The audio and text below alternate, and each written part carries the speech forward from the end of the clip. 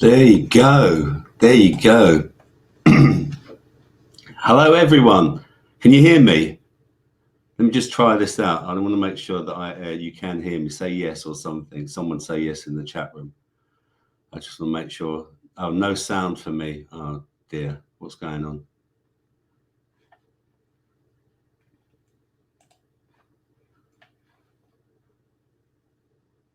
Yes, you can hear me. Oh, okay. All clear. Oh, great. Okay. Let me, first of all, do you like my background? This is like the background to where I live. Yeah. I've got a north-facing house, so I get these amazing sunsets, but I get no bloody sun at all in my flat. So let me have a look. What are we going to do? Let's just do this because I don't actually want that virtual background. Let's just change this. Let's have none. There we go. And I'm back to normal. Okay. Hello, everyone. How you doing? It's really weird talking to yourself, actually. Right, so let me say hello to everyone. First of all, hello to Miss Blue Sky. Dinny, how are you? Thank you for your good luck. Jerry, hello. JJ, Chris Partridge, Kitty21. Who else we got? Jerry. Paula. Mere Media Mogul. Mr. Nice. Okay, Mr. Nice, that's a new name. And we have Amanda as well. There we go. So we've got a few people in. That's good. Excellent. Okay, so how is everyone? I just want to say thank you to Jason for giving me this opportunity to be able to present my first health show. I think I've got enough material for you. I've got no plan on how long this is going to go on for.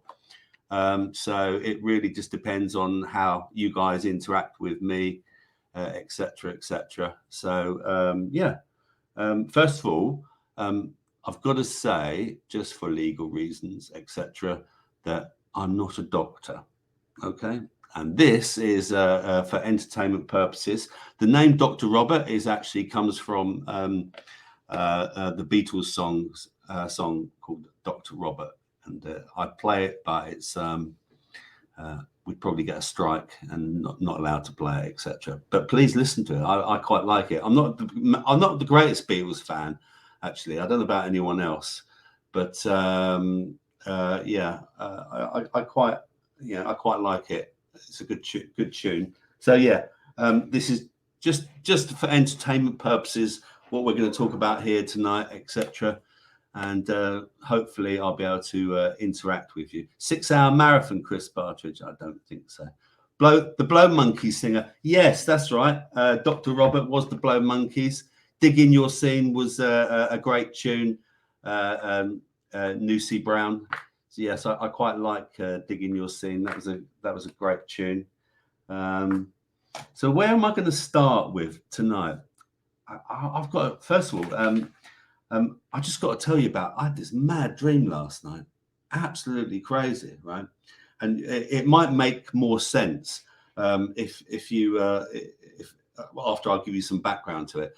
But basically, so I was sleeping last night and I was in this dream, and I was with my partner, and we were down living in London again, and I had to go and pick up someone rather important, and it just so happened to be George Michael for some reason, right? So I picks up George Michael, and with my partner, and then we go to we're driving through London, and it's like I just know him, and he's like an old friend or something like that.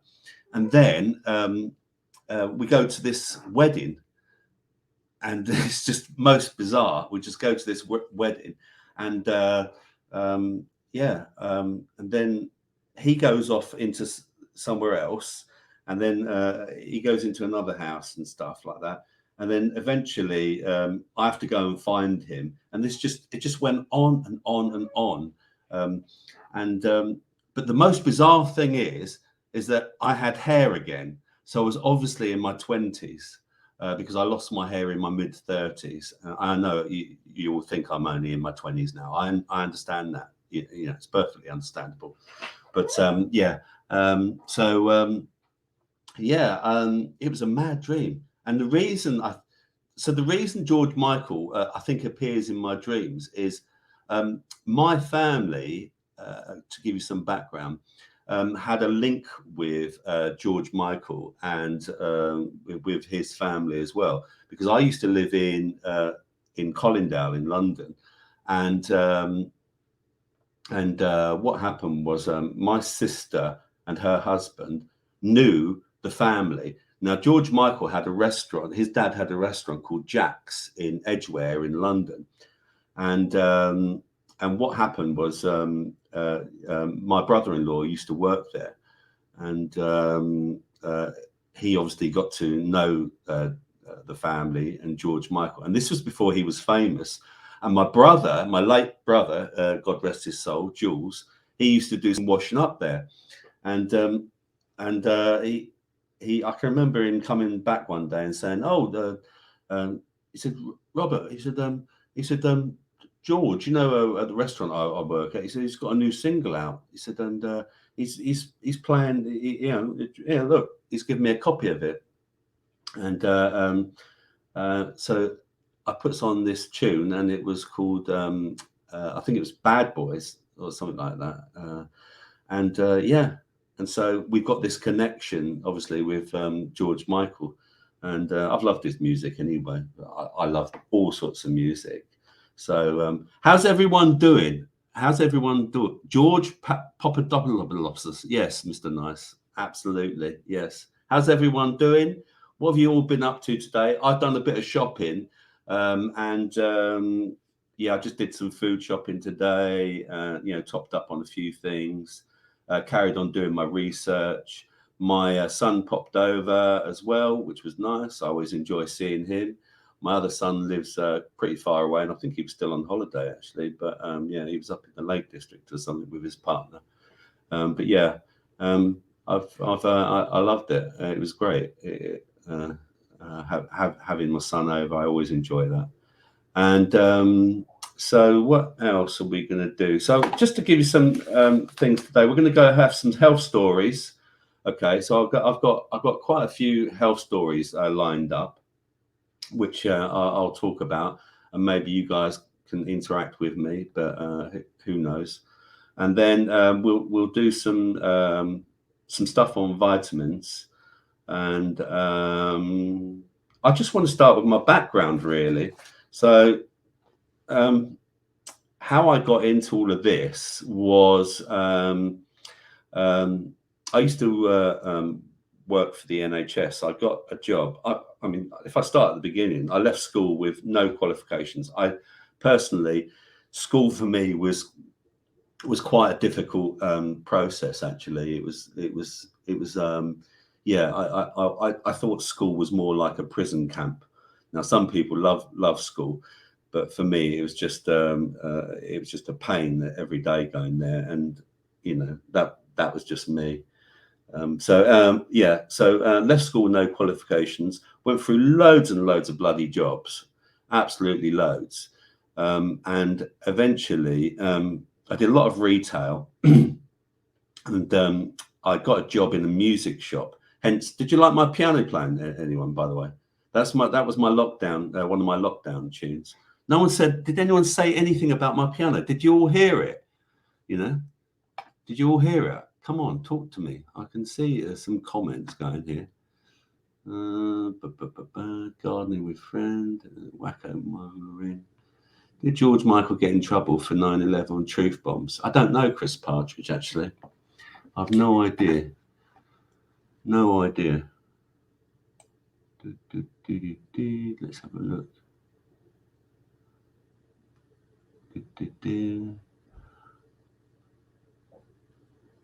Oh, new comments coming up.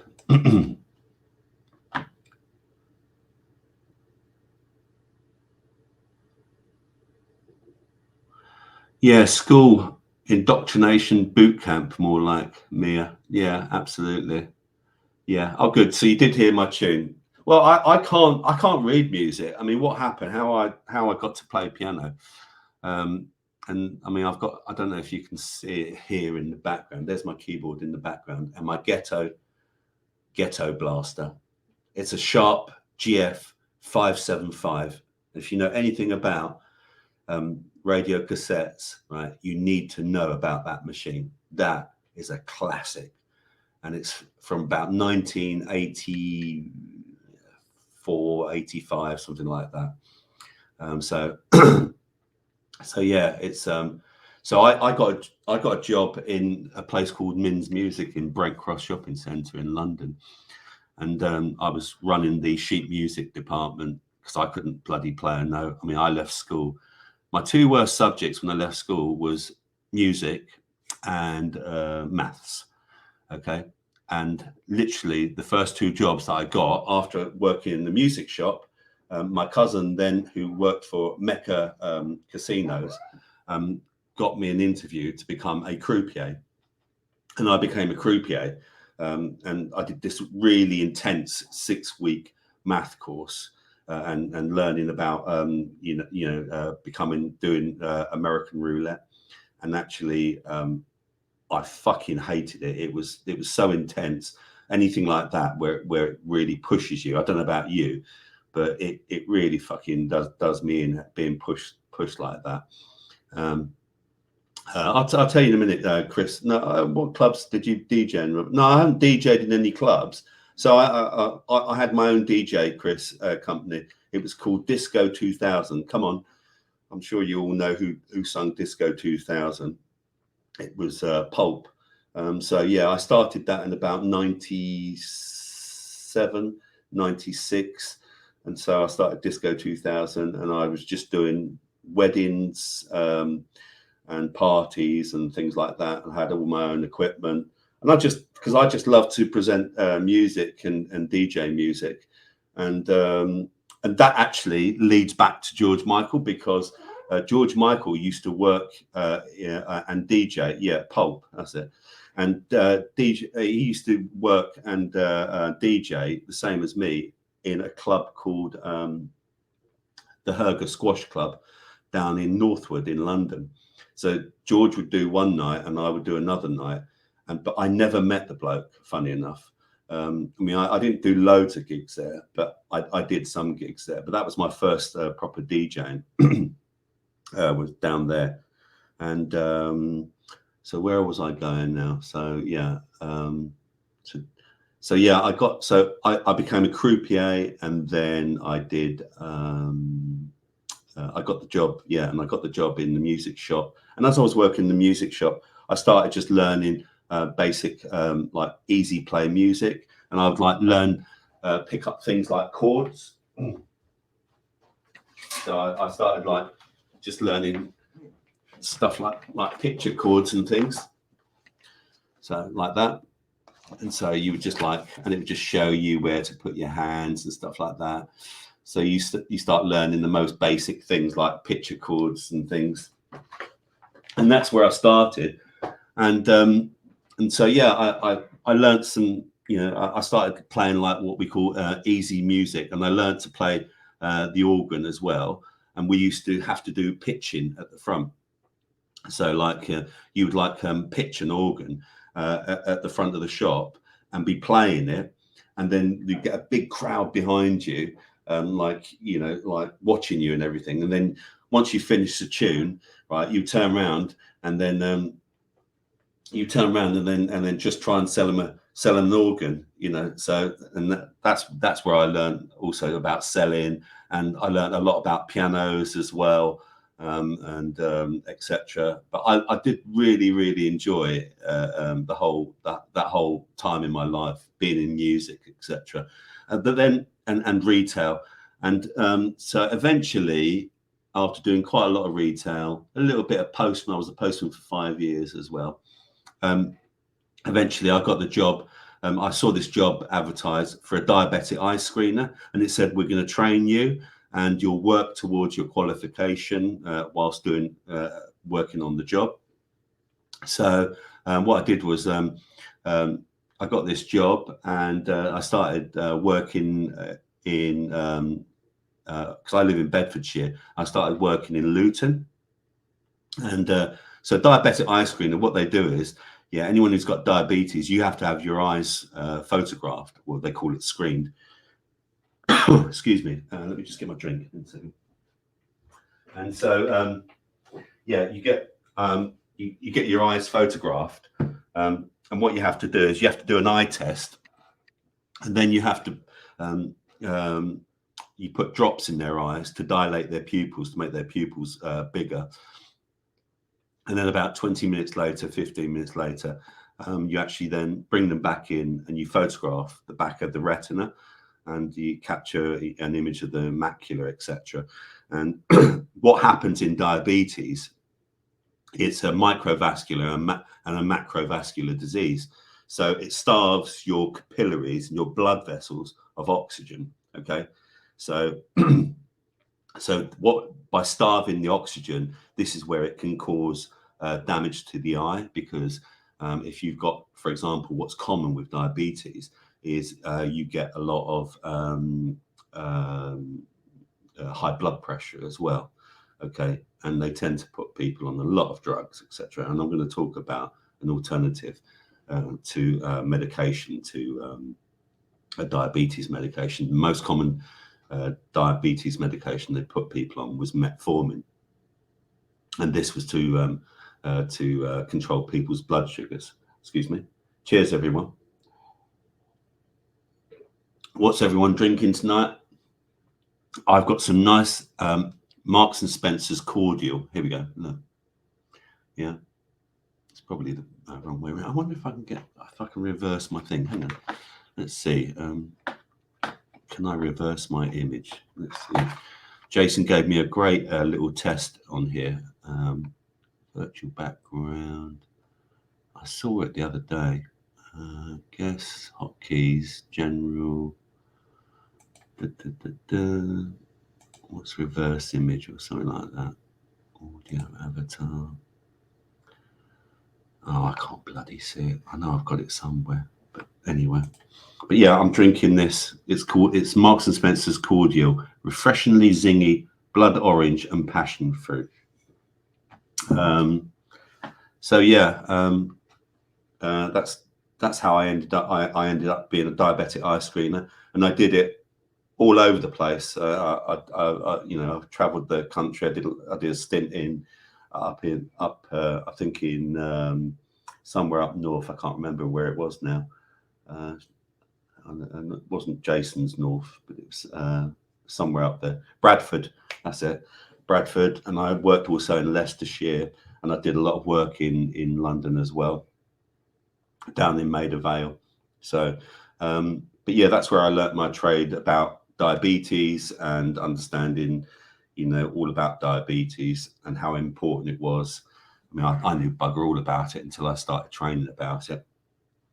Do I know much about astigmatism, Robert? A little bit, yeah, a little bit. Astigmatism isn't really to do with diabetes, but yeah, you can be born with astigmatisms, But again, I'll cover that in a second. So yeah, that's how I became a diabetic eye screener, and I did it for 10 years. And I got into natural health because once once I started learning about the different medications and stuff like that, that they were putting people on, etc. I also started seeing that it wasn't really improving people's health. These doctors were prescribing medications for people, and I just didn't. I was seeing the same patients day in, or year in, year out, because you'd have a yearly eye screening, and I just didn't see any improvement. So I started looking at vitamins, and I was listening to Alex Jones at the time. Alex Jones, yeah, there's a war on your freedom or something. And he used to have Mike Adams on there, and he used to have a guy called Ben Fuchs as well. And they seem to be, they used to talk a lot about vitamins and stuff like that. And that's how I got really interested in it. So, yeah, so I started learning about vitamins and just researching it. And people would come into me and they'd see me and they'd say, "Oh, I'm a chatter anyway. I like to chat to people." And I mean, the one thing about being in the NHS was the fact that people would come into me and they'd say, "You're very different, Robert, aren't you?" I'd say, "Well, what do you mean?" They say, "Well, you talk to me." I say, "Well, what? So other people don't talk to you?" I say, "Well," they say, "Yeah, other people just say, 'Oh, can you sit over there? And can you do this? And can you do that?'" And they didn't interact. Whereas I like to know the people. I mean, I had this philosophy and it was like, treat people how you want to be treated yourself. So so people would start talking to me and they'd say, start talking about the fact that I look pretty healthy. I say, yeah, and they say, well, how do you keep healthy? So I'd start talking about vitamins and stuff like that. Anyway, eventually, after a couple of years, I started getting complaints about it. People started saying, "Robert, you've got to stop talking about natural medicine and stuff like that because you're not a doctor." And I said, "Well, I'm not telling people that I'm a doctor and I'm not telling them to take anything. They ask me what I take personally. I said, and I just talk to them about it." And and that's how it goes on. And so, but eventually, let's put it this way. I had a big falling out with the NHS and we parted ways. And here I am. Cheers, everyone.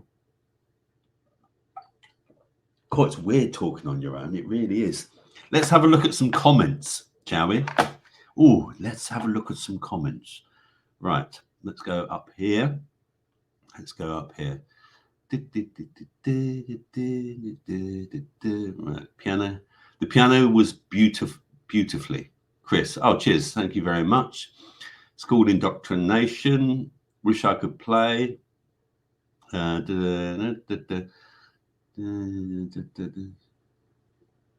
so Jerry, you switched gadgets to get sound. Well done. Must be 10 years since his passing, says Mr. Nice. Yes, it was Mr. Nice. Oh, I think I know who Mr. Nice is now. Okay, hello, Mr. Nice. How are you? Have the belts melted yet? Okay, I don't know what that is. What clubs did you DJ in, Robert? Yeah, like I've answered that one. Didn't DJ in clubs. I had quite a long stint in one particular place. One of the best things that I ever saw was I was playing a love song at the end of one of my gigs, and I saw this couple. This guy proposed to this girl, and she said yes. I'll never forget that. Great, absolutely great. George Michael was a legend. His smoking escapades was hilarious. CMB, absolutely. One of them was him falling asleep at the wheel of his car in a set of traffic lights, from what I remember. And yeah, he was a big marijuana fan, wasn't he? Oh, Mama, hi from Spain. That's my sister. God bless her. I actually got a text from my sister just before, because I told her that I was doing this show. And she was telling me that it's over 40 degrees in the 40 plus in Spain at the moment. It's absolutely bloody ridiculous. So we were moaning about 2 days of it hitting 40 degrees, and my poor sister's going through it quite regularly at the moment. Excuse me, another drink.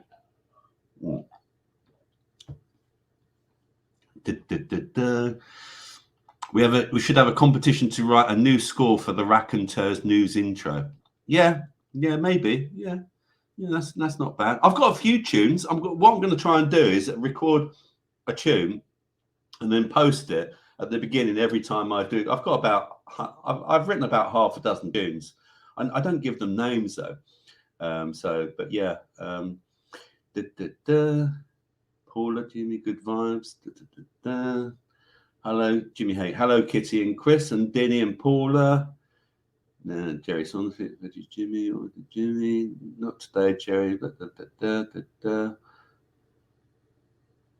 Father-in-law has, Jerry, father-in-law has bleed in the back of his eye, diabetes. Yep. Okay.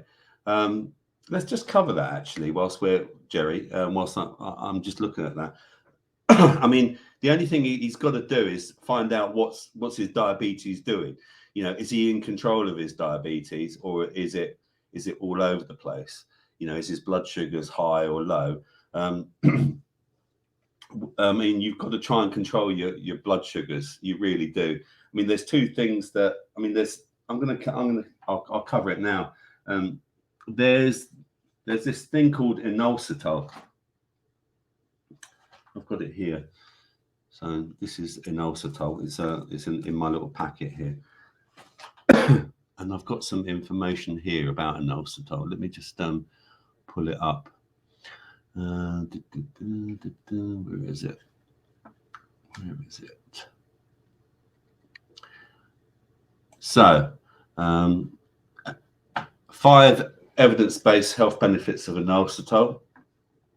Okay, inositol is a carbohydrate found in your body as well as in food and dietary supplements. There are various forms of this molecule, and each of them has a chemical structure similar to the main sugar found in your blood, glucose. Okay, inositol plays a role in many bodily processes, therefore it has been studied for its potential health benefits. Inositol supplements, i.e. what I take, may help treat specific medical conditions, including anxiety, fertility. There may be other health promoting effects as well. And here are some of them. So it may help reduce anxiety by affecting serotonin, and we're going to talk about serotonin as well. Okay. Inositol affects the process in which make neurotransmitters, the molecules responsible for relaying information within your brain. Serotonin is one of the most important transmitters, neurotransmitter affected by inositol. This molecule has many roles in your body and impacts your behavior and mood. Researchers have examined whether inositol supplements can improve symptoms associated with conditions affecting serotonin and the brain. This includes anxiety disorders such as panic disorder, obsessive compulsive disorder, OCD, and post-traumatic stress disorder, PTSD. Several studies have shown that inositol may be able to reduce the number of panic attacks with those with these disorders. One study in 20 people with panic disorders found that 18 grams of inositol each day reduced the number of weekly panic attacks by 4. Another study in people with OCD found that 18 grams of inositol each day improved symptoms better than a placebo. However, the small amounts of research examining inositol and PTSD has not shown enough benefits. In fact, some researchers have questioned whether inositol is effective in treating any of these anxiety disorders. So yeah, it's, I mean, there's that, and then there's may aid in blood sugar control by improving insulin sensitivity. And this is where it helps as an alternative to metformin, which I don't particularly like any drugs. I think go natural all the time if you can. So insulin is a hormone that is critically important for controlling your blood sugar levels in your body.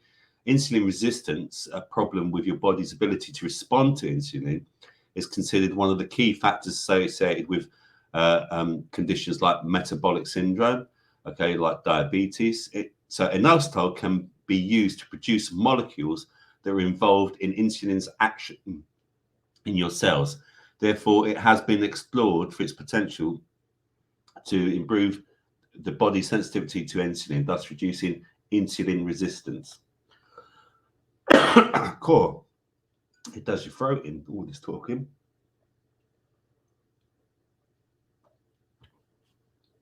So yeah, there's that. So it's very good. It's very good for PCOS, which is polycystic ovary syndrome, and it also says it's very good for diabetes as well. May improve fertility in women with PCOS as well. and may reduce symptoms of depression. And it's got a really good safety record with no to few side effects. Other possible benefits. One of the reasons I take it, it's good for weight loss as well, because it helps your body work better. Blood lipids, some improvements in blood lipids, like your cholesterol, have been reported, and blood pressure. Several studies have reported small reductions in blood pressure in women with PCOS. So yeah, summary, due to its many roles in the body, inositol may have numerous health effects, including weight loss, improvements in blood lipids, blood pressure, and future research may identify other important effects of this molecule. So yeah, that is inositol. It's basically in this packet. Now, I've got no affiliation with Trade Ingredients, this company, but that's where I get mine from. And I buy it. You can buy it in inositol as just literally just a. Let me go back to the camera. Hang on. Where are we? Oh, there we are. Yeah, so you can buy inositol in tablet form, or I buy it in big packets like that. Okay, and I actually make my own capsules. So I've bought myself a capsule machine. I've got nothing against like certain supplements, etc. Using certain supplements, but I don't like supplements with fillers. Like, for example, I have vitamin C. So I've got some I had some vitamin C in here, which is sodium ascorbate powder. Okay, so sodium ascorbate is a gentle form of vitamin C on your body. I'm just going to get a drink. Excuse me. Talk amongst yourselves.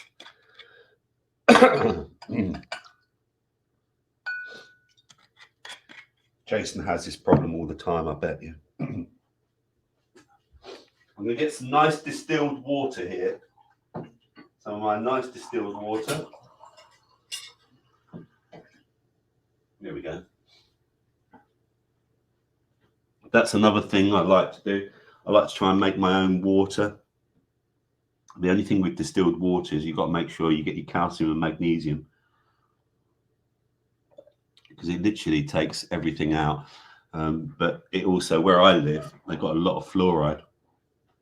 So yeah, I make my own capsules. So I order these capsules off of Amazon or anywhere else you want to get them, and then they're like this, you know.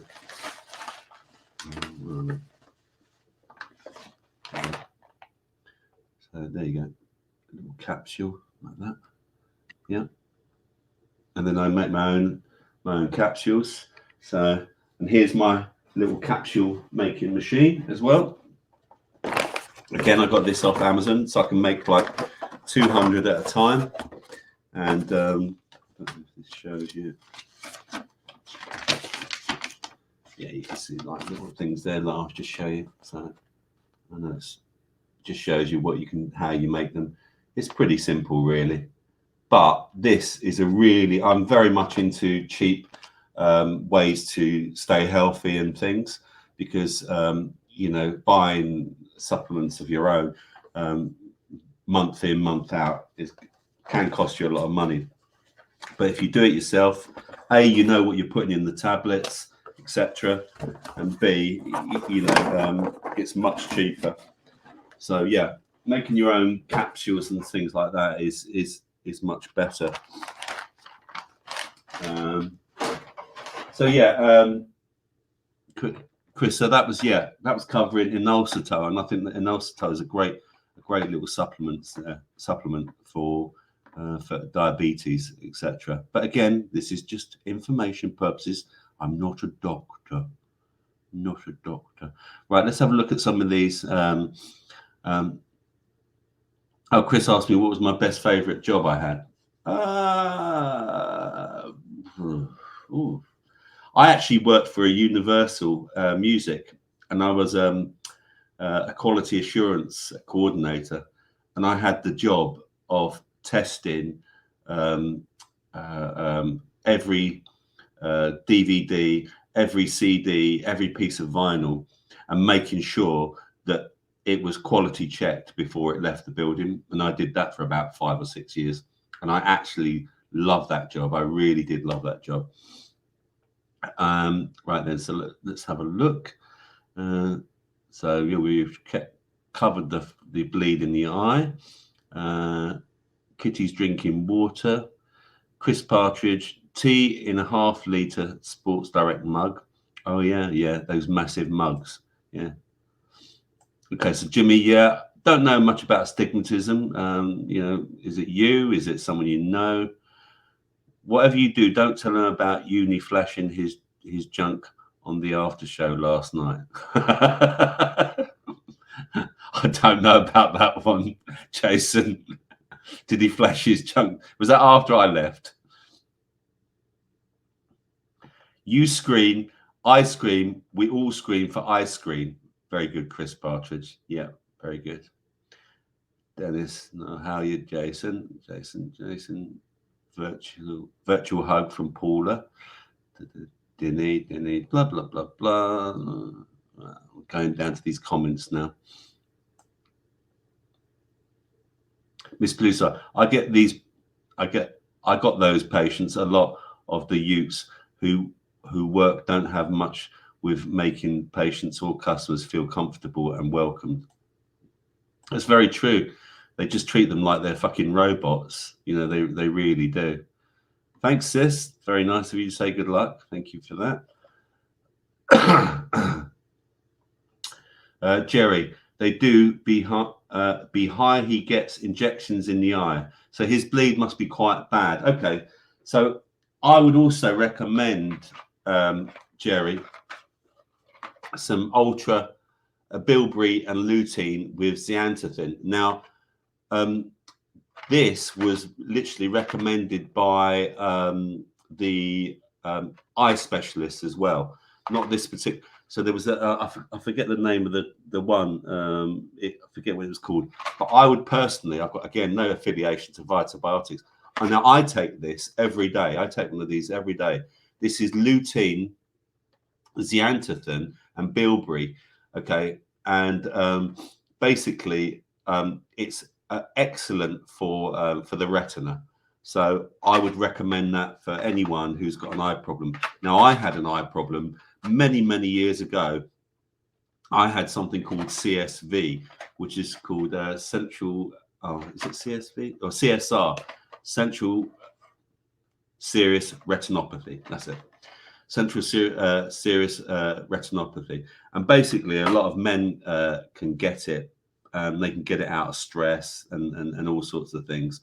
And basically, I had a bit of a bleed in the back of my left eye, and it causes damage to the central part of your vision, and you can lose about a maximum about 20% of your vision, but eventually it dries out, etc. And but you can lose some of your vision. So, and I did, you know, if I do this, you know, I used to get really blurred lines, especially when I used to smoke, because again, smoking is not great for your oxygen levels. And I used to really notice it when I smoked, that if I smoked more, that it would affect my eyes. And that's like telling you how it's affecting your capillaries in your body, you know, because I could, like, if I was reading something or any horizontal and vertical lines, you'd see them damaged. You know, I would see them broken up. And one of the tests that they do with people with macular problems is called an Amsler grid. And this is where they would like get people. Let me just, I'll sort of draw it for you. So they would get people, and this is not a bad thing to do for anyone actually. And this is like an Amsler grid, okay? And so you would shut one eye and you would look right in the middle there, okay? And then you'd see where you might see some blanked out bits of these lines. And if you see some blanked out bits of these eyes, I mean, you can even do it now. Put your hand over one eye if you, and look at that grid. And if you're seeing any blanked out bits, you may have some damage in your eye. So, you know, like, for example, if I looked at that, I might get a bit that's a little bit blanked out here, etc. So your central vision was here. But basically, that's how it all worked with. So they would call this an Amsler grid. So, you know. So, where was I? Yeah. So, yeah. So, yeah. Just try and keep keep. I mean, you know, none of us are perfect. The whole thing about, for me and health, is to try and really make little changes, because it's really difficult to suddenly become really, really healthy, you know, and make massive changes. But I'm going to cover a little bit of that again in a moment. Let's have a look what people are saying here. So Paula, Jerry, Paula suggests as daily vitamin mineral supplements. Suggestions as a daily vitamin mineral supplement, Paula. The most basic you can take is take vitamin C. Honestly, start with vitamin C. Always start with vitamin C. Nearly not enough of us, or hardly any of us, are getting enough vitamin C in the body. Now, what's enough vitamin C? I would say to you that it's whatever your stomach can take. So there's ascorbic acid, which is the most common one that they put in capsules. But again, capsules that you buy from the shop, make sure that they haven't got lots of fillers in, because if you buy the cheap ones, they just fill it with a lot of stuff. Personally, like I said, I buy the ascorbate powder. So sodium ascorbate. So it's vitamin C with a bit of salt, and it's easier on your stomach. Yeah. So you know, because vitamin C can make you go to the loo really quickly. And so what I try and do with that, so I'll put a quarter teaspoon, gives you about 1,000 milligrams, and I'll put a quarter teaspoon in the drink. And then if you just sip that drink slowly throughout, you know, over a few hours, you're slowly getting the vitamin C and you're putting it back into your body, and you know, your body's just taking it up. And now people say, oh, you know, if you take lots of vitamin C, you just piss it out. Well, that's true, because and that's why you need to take a lot of it, because it's such an integral part of your health. And like, yeah, you can get vitamin C from lemons, from apples, and different fruits and vegetables.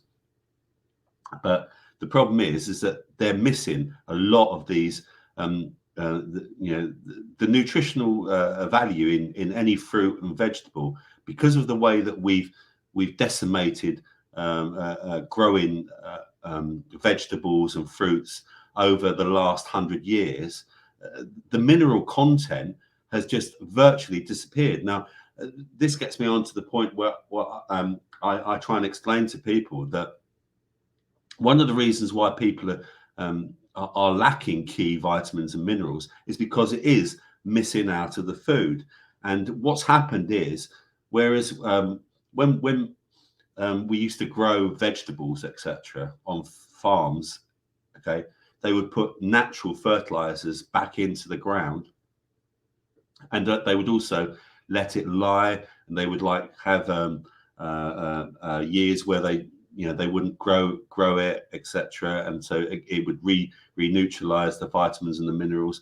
And over the years, the mineral content has just gone down and down and down since. I mean, we've been commercially farming since about 1930, something like that, 1925, 1930, and the mineral content in food has just really gone down. I mean, it's one of the reasons why I like Himalayan salt, because Himalayan salt is one of the few things that have got so many trace minerals in it that you can't get this from literally anywhere else. It's got 84 trace minerals. And here's some that I prepared earlier. Here's some nice Himalayan salt. It's not very expensive. You don't need it. And salt, you know, is just so. I mean, people say, "Oh, you shouldn't have too much salt." Well, I think you know when you've got too much salt when you're when you taste it. You know, if you feel that there's too much salt in on your food, etc., then you know that you've got too much salt. So vitamin C, you know, put as much of it as you can. I sometimes, if I'm getting the start of a cold, I'll take loads of it, absolutely loads of it. And again, you can with things like sodium ascorbate powder, you can literally snort it to try and quickly get rid of the cold. I know that sounds ridiculous, snorting white powder, but yeah, you can actually literally snort it. But it's not something that I've personally done. But there you go. So yeah, start with vitamin C. I mean, we can talk about other. I'll talk about what other vitamins I take, etc. But yeah, start with some vitamin C, and when the sun disappears. So the two key ones I would say are vitamin C and vitamin D, and this is D. This is D3, and this is one that you literally just spray under your tongue. Again, I think it's better than a tablet. Tablets only work as well as your gut works. So if you've got good gut health, yeah, then you know you will feel then your body will be able to break down any foods, etc., and you'll get the nutrition from it. But if you haven't got good gut health, then and you've got some IBS maybe and things like that, then it's going to be hard to break down capsules and tablets. So again, anything I think it's called subliminal like this, just shake it just under the tongue, couple of sprays, and that's your 20 minutes of sunshine. Obviously, where it's been amazing, that's the first time that's the first time I've taken sun for absolutely ages, because you know, I absolutely love the sun. I went away to Clacton last week and got so much sun. I don't mind sitting out in the sun. It doesn't worry me. I actually don't. Excuse me.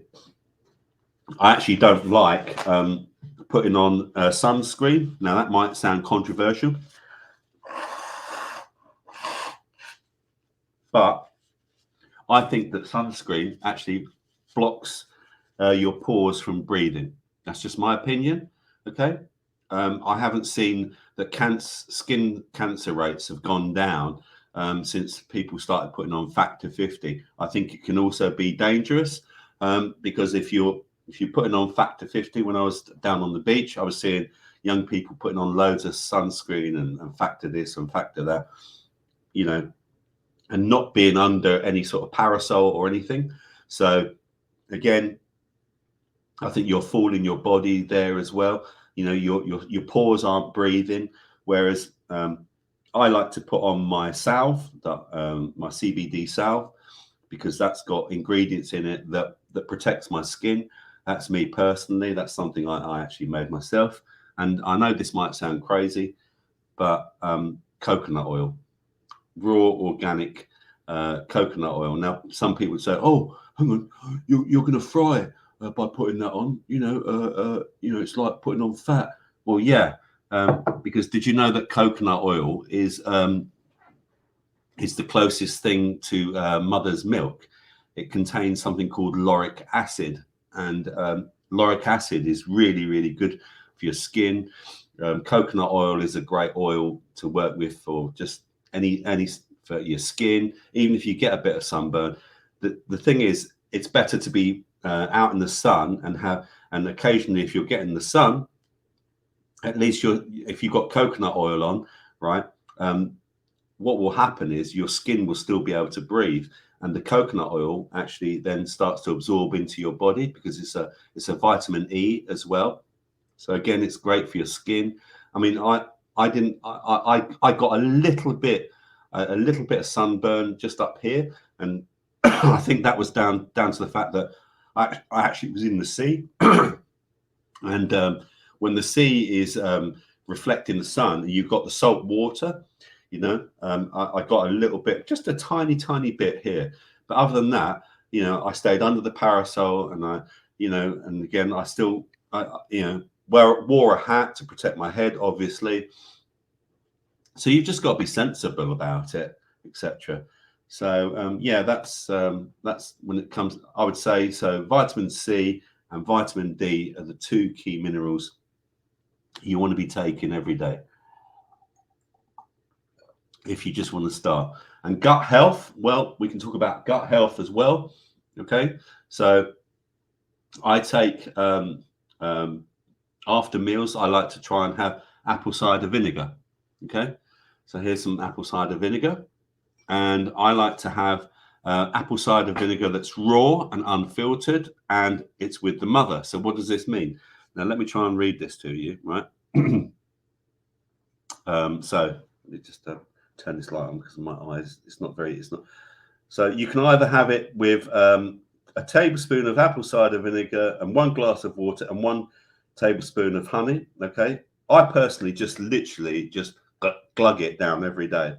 Okay, contains the mother of vinegar, which is made of living nutrients that naturally form chains of protein enzyme molecules, and that's why it's like a live thing. And eventually it gets really cloudy in here, you know, but apple cider vinegar is just one of those most amazing things. I mean, not everyone likes vinegar, etc., and that's why if you want to take it with a bit of honey, that can actually make it a bit easier for you. But it is great for digestion. It helps break down your food properly. I mean, we part of the chewing process of eating is one of those things that helps you break down, you know, the saliva that you make when you're chewing, etc. is part of the whole breaking down of the enzyme process and your food. So that's why it's important as well to chew your food. I'm guilty. My mum always complained that I used to eat so quickly. So there you go. So we're all a bit guilty of that. But yeah, so apple cider vinegar is one of those amazing things. Let's get back to some of these comments now before I carry on. And I've got to, Christ, I can't believe we've almost done an hour. I don't half gas on my own, don't I? Right. Dennis, right. Robert, please read the small print on that bottle of stuff you are drinking. Which bottle of stuff? This one, Dinny. Is this the one you mean? Yeah. What, the one? Because it contains sugar, mate. And I don't mind sugar. What I don't like is anything that's got aspartame or what's diet, etc. So again, you know, I'm not perfect by no means with my health, but I just try and do what I can with it, etc. So what else have we got here? Let me read these comments. Let's come down here. Please. I look at side effects of meds, says Mia Mogul. Yeah, absolutely. Cell salts are good as many folks lack. Cell salts, okay. Don't know anything about cell salts. I mean, folks lack that. I don't. Okay. Yes, Mia. The best thing to read the leaflet. With meds, no one should trust anyone blindly. I'm going to tell you a story about a med story in a second. Chris Partial, I want a supplement that allow me to live forever, like in the film Death Became Her. Yes. Yeah. You want to live forever, Chris? I don't want to live forever. Fuck that. No, I want to go on to something else. You know, that's me personally, but I don't want to. Freddie Mercury wanted to live forever. Who wants to live forever? Any experience with milk thistle? No, but I've heard about it. Lucy Brown. Who do you make? Who do your makeup, Chris? Who does? I think who does your makeup, Chris? Meryl Streep. Yes, that's right. Brown. I've used. Oh, Kitty says Brown. I've used milk thistle in my garden. It's a healthy fertilizer. So South just had half an hour on Cookie's show and slipped in for a bit. Thanks, So South. That's very nice. I don't know who Cookie's show is.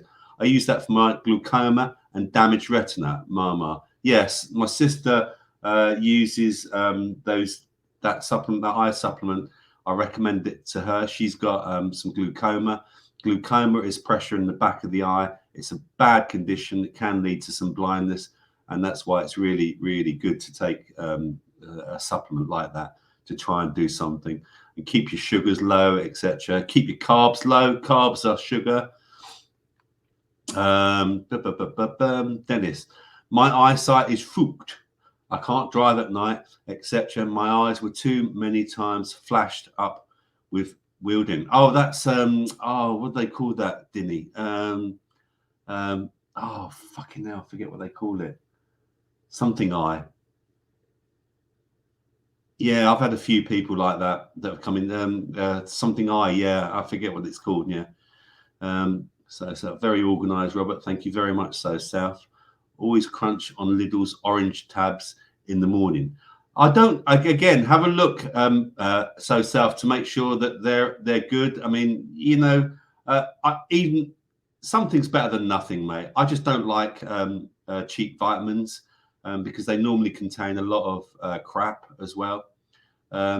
Jerry, heard you dry the skins and crush. Honestly, don't know what the content is though. Yeah, you can dry and you can dry. What have I done before? I've made vitamin C from orange peels. You can literally dry them out, but again, it's getting organic oranges that haven't been sprayed with pesticides. But yeah, there is a process where you can dry it. Also, you can do the same with lemons as well. Jimmy, quite correct about soil nutrient, Robert. Seen a paper warning the UK only had enough soil for 100 more harvests due to depleted soil. Thank you, Jimmy. Yes. And Jimmy is a great gardener himself. Bought a whacking pink salt from B&M, so South. Yes, that's where I sometimes buy mine. Sublignal. Oh, Miss Blues. I can't even say that bloody word. Jerry, would someone with no gallbladder have issues taking in vitamin D? I don't know is the answer with that. Gallbladder, from what I understand, is because I believe my partner had her gallbladder out at one point, and it can cause issues with digestion, from what I understand. So again, having things like apple cider vinegar is good for your digestion. Stephen Owens, if you can't eat it, I wouldn't put it on my skin. Good point. Yeah. Hence the coconut oil. Put powders in a smoothie. Media mogul. Yeah, I do. I make smoothies. Quick remedy for blood pressure. Celery stick and a green apple.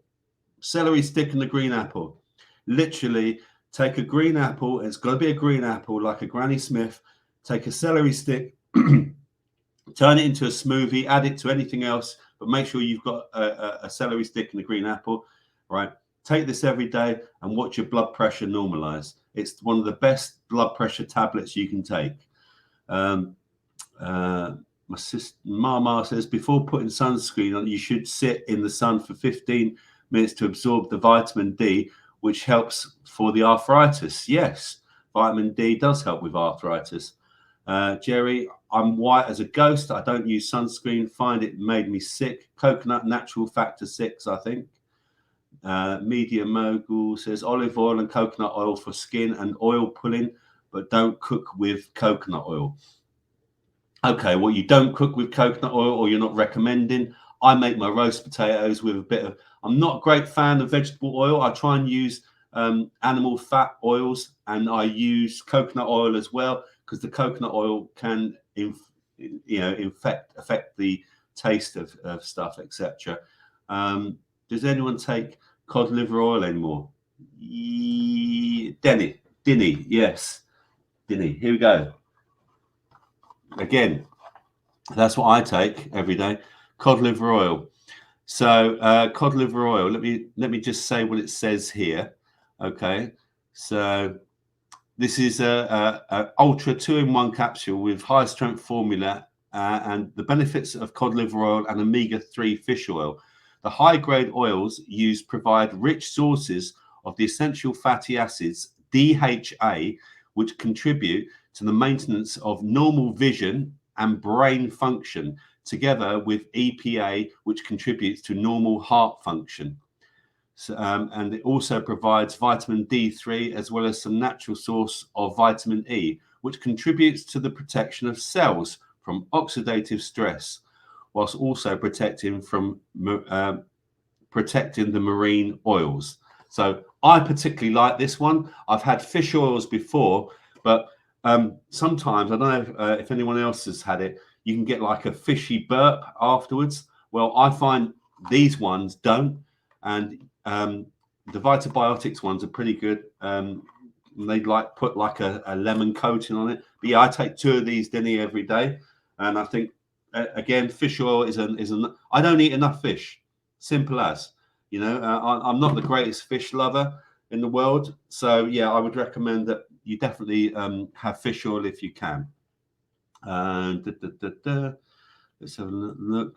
Paula, hello. Yep, agree. 20 minutes sun on bare skin for bad bones works. Hope you managed to keep cool. Welsh Dave says, evening all. Hello, Welsh Dave. We haven't seen you for a while. I haven't seen you in the raccoons for a while. Mama bought 2 bottles today. Paula, Dinny, for my joints. Wash your fruit and veg in apple cider vinegar. Mia Media Mogul says. Yes, or do what I do, and that is use bicarbonate of soda. I soak my vegetables and my fruit in bicarbonate of soda. I put a tablespoon of bicarbonate of soda into the water, and I leave it for 20 minutes, and that gets rid of most of the pesticides and residue. So yeah, but apple cider vinegar can do exactly the same. But I find that bicarbonate of soda is just a bit cheaper, to be honest with you. So, everyone's saying hello to Dave. Miss Blue Sky takes salmon oil capsules. There you go, Dinny. Someone else takes them. Jerry, been a great hour so far. Thank you very much. Steve Owens, Dinny, got my lad on cod liver oil and St John's wort for his mental health. Much improved since he's been taking it. Can I just recommend for mental health, Steve Owens, vitamin B3, niacinamide. Niacinamide is amazing for your mental health. Please go. Now I'm going to recommend this website. Let's see if I can share this website. Hang on. So we go share. Share screen. Where is it? Share screen. Okay. Okay, so where's my Chrome tabs? Where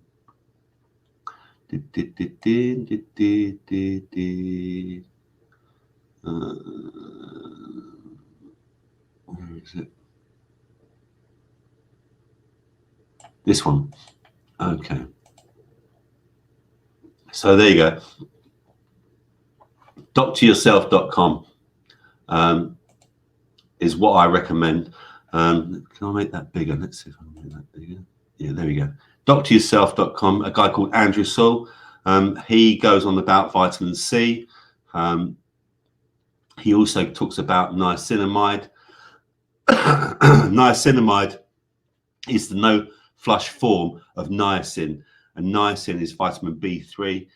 If you take niacin on its own, you can get it makes your capillaries a little bit raised, and it can give you a bit of a red flush. So if you like that sort of thing, in the winter it actually keeps you a bit warm. But I take the niacinamide. It's great for mental health. I went through some mental health myself. So yeah, I recommend doctoryourself.com. So please look at that website. He's got a wealth of information on there, and he's done some really good books as well that you can buy. So yeah, vitamin B3 for mental health. I really recommend it. What else have we got here? Castor oil frozen a few days, takes before bed as use natural laxative detox, kills upper colon and parasites. Interesting. Have you anyone ever done any colon cleansing, like etc. Archive. Thank you, Stephen Owens. That's the one. Archive. Yeah, when people use those welding machines, they get archive. We use vitamin C as a to flavour rice. Oh, interesting. Let's have a look. Chris, what are my 3 top vegetables? Oh, I don't know really. Anything organic. I've me and my partner have grown some amazing vegetables. I think if you grow them yourself, that's the best vegetables. Going from a shop, I mean, I don't know really. Carrots, organic carrots. But yeah, I grew carrots and I've tasted organic carrots, and the ones I grow are much better. And I think they've probably got much more vitamin content in them as well. Things like even potatoes. Grew my own spuds. Where's my spuds? I want to show you my spuds. Hang on. Oh, excuse me.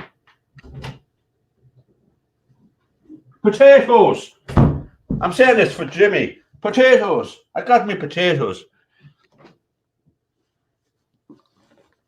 Here we go. Look at this. Look. This is a potato bag. Look at my spuds. Look at these. Look. So we've got new ones. We did red ones as well. And we got about over 30 pounds of potatoes. And they're not all just small. I just want to demonstrate to you. There we go. Bigger ones as well. Oh, that one's a bit dodgy. Yeah, potatoes. A good source of vitamin C as well, potatoes, and lots of different vitamins. Ooh, I'll leave that one out. But yeah, we grew potatoes. What else did we grow? Courgettes. Oh, had a banging curry with some courgettes the other night. Oh, just amazing. Just absolutely amazing. I love to cook as well. But yeah, courgettes are so easy to grow in your garden. Not everyone's got a garden. I know that. And in difficult times, I'm lucky. My partner's got a garden. I live in a flat, but I can even, grow things like coriander, etc. So I can do that. I don't know what the 3 best ones are. Maybe people can answer. In the what their recommendations are. I mean, this is about a show about everyone, I think. Steve Owens, right? Right. I gave cod liver oil and fennel to my offspring from birth till two-ish. Has a high IQ. I'm with you. And I think personally, if I was to have my time again, I wouldn't have any injections for my kids. I've seen the results. I've seen a long-term study of vaccinated and unvaccinated children, and personally, I would now go down the route of not vaccinating. It might be controversial, but again, that's me. I'm a bit controversial, and I don't like to sit on the fence because I get splinters up my arse. Let's have a look. Kitty uses B3 and it works wonders. So that's a niacinamide. Chris Partridge, if you have £1 billion in the bank, do you think you'd find yourself even more healthy? No, probably not. And again, that's why I called myself and I registered the name Healthfreedom, because again, if you haven't got your health, you've got no freedom. You can have as much money as you like, but I mean, who's the first person I think of that's probably quite wealthy that's got terrible health? Phil Collins. Poor cunt. He's terrible. His health is absolutely. He's walking along like really, his arthritis, etc. is absolutely awful, and yet he's probably got loads of money. I'm addicted to Marmite, Robert. Apparently, Jimmy, Marmite is very good for you. It contains vitamin B6, I believe. And yeah, it's very good for your mental health. There was a story about it this week in the paper. Organic cherry tomatoes are the best, says Miss Blue Sky. And Uni says, sup, guys. I don't think it's Uni. Nice to see you, Uni. Thank you for joining us. It's about bloody time. I hope you behaved yourself last night in the after chat. Never peel your spuds whilst cooking them. Okay, very good, Denny. Eden Uni, good vibes before. How's it going? Hi, folks. Hi, Tony. Tony. Oh, Tony's in. Hello, Tony. How are you doing, Tony? Oh,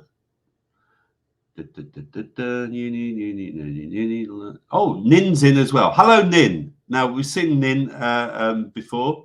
Nice to see you again, Nin. Welcome. And conscientious objector. Hi, Robert. Do you think chlorine dioxide could help with oedema? I do. Can I recommend you go?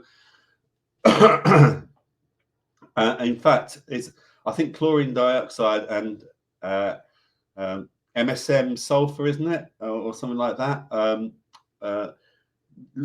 Go check out Yummy Mummy, Amanda Volmer. She's done loads of stuff with different things, like with chlorine dioxide, etc.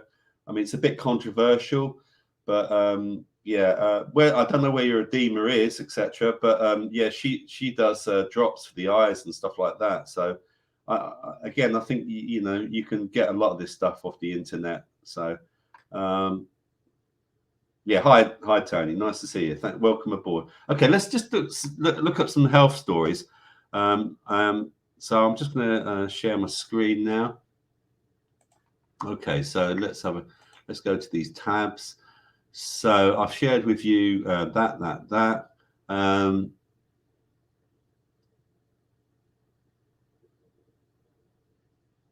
So here's one to do with eyes, funny enough. Okay, so there you go. Let's have a look. Start from the top. Deadly eye bleeding virus, which kills up to a third of patients, reaches Europe. The rare but often deadly Crimson Congo hemorrhage fever was recently caught by a man in Spain. There you go. Watch out, sis. Symptoms are grim and reportedly include vomiting and bleeding from the eyes.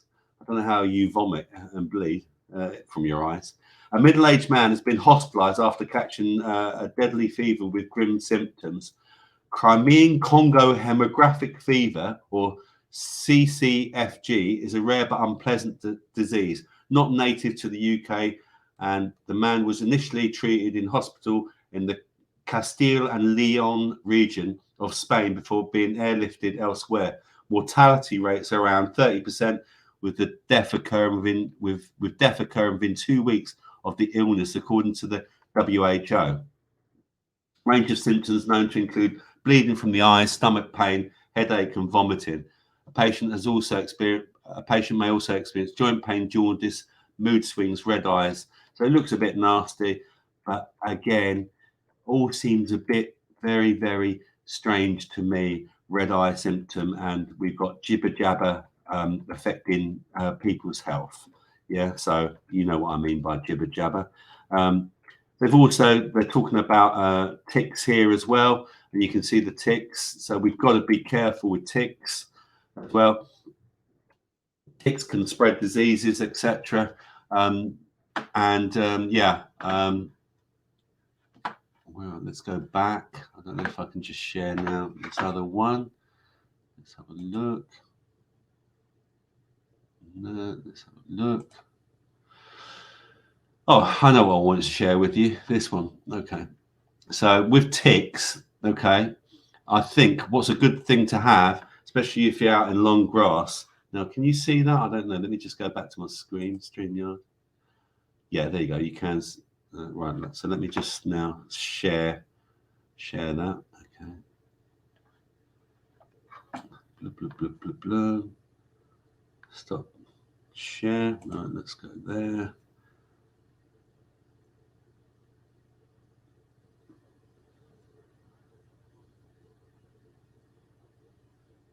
Oh, there we go.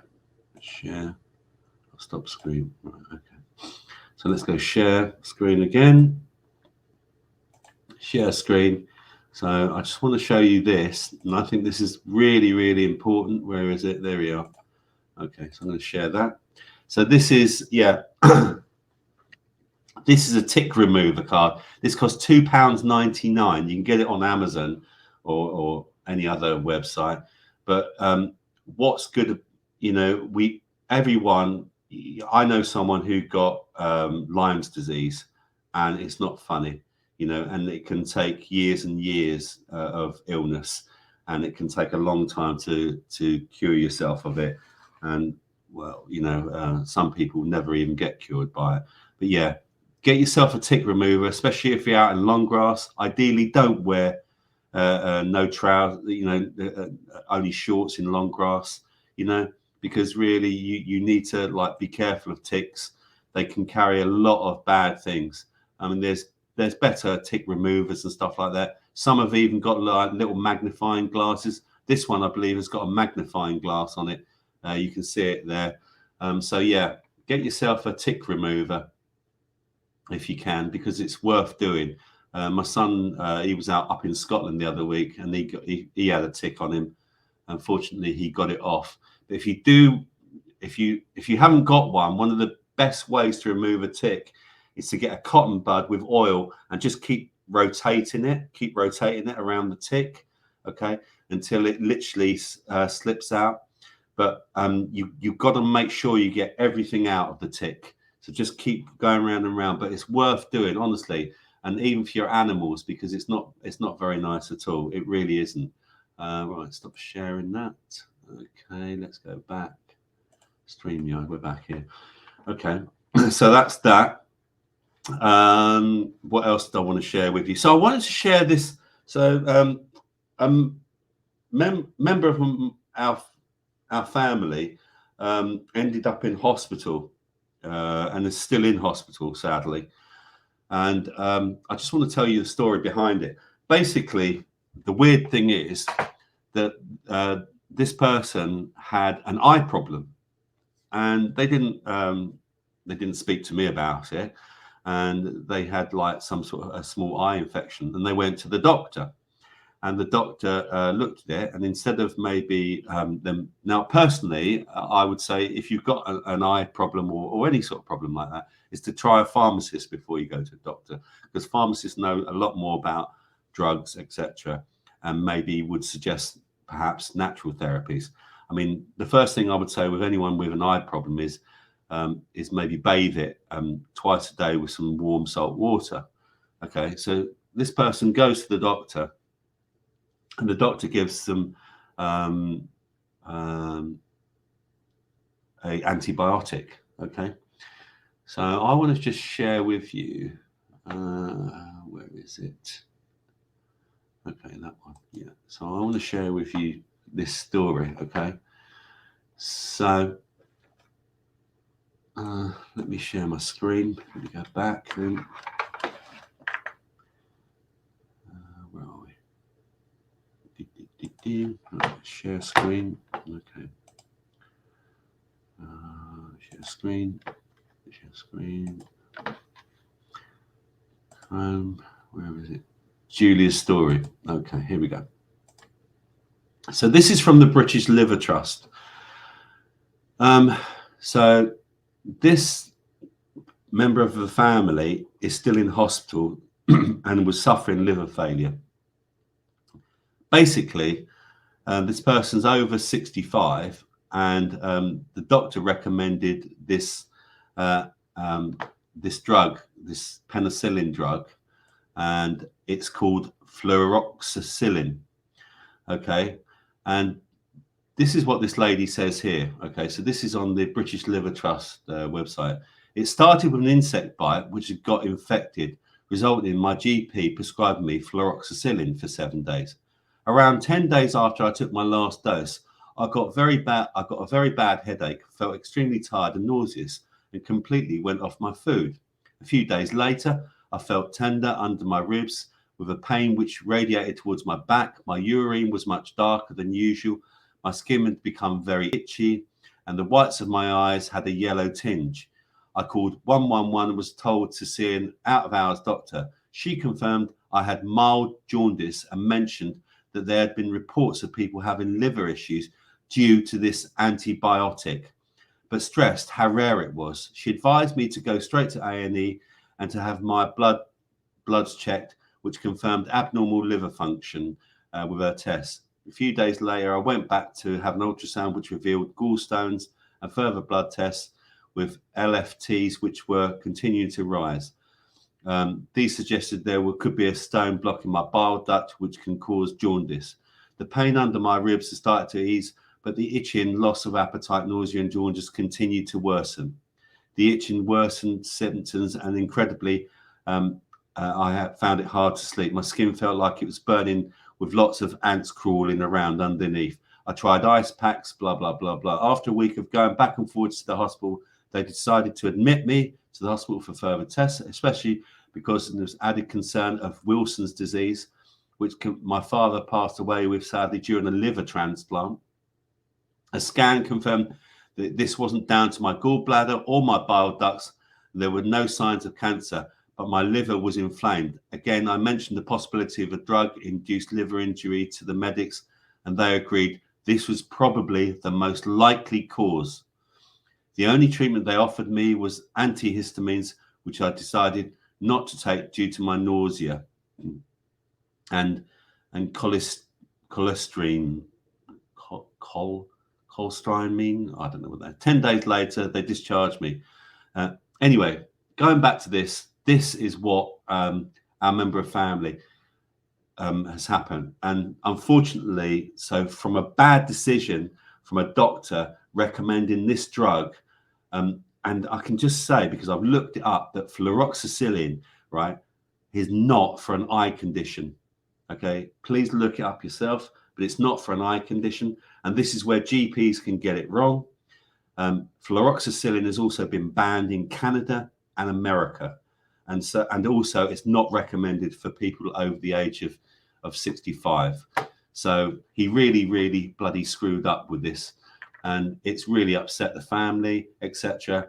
But again, it's another lesson for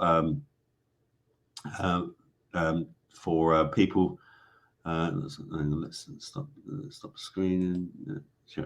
Yeah. So it's another lesson for people to not always go to your doctor. I always love go with your gut instinct. Maybe go and see someone, like a pharmacist, because a pharmacist can probably give you better advice than the doctor.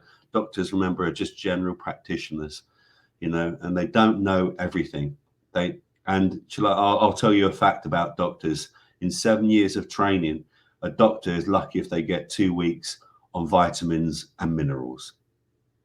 It's quite shocking, really, because we're in a medical model that is all based on allopathic medicine and not naturopathic medicine, and anything naturopathic is frowned upon. So let's go over some other quick stories. So that was that story about it. Here's one to do with I'm not going to share the screen. I'll just read it to you. So here's one. Communist British scientist dubbed Stalin's nanny, who wanted face masks and social distance forever, is given top job at the WHO.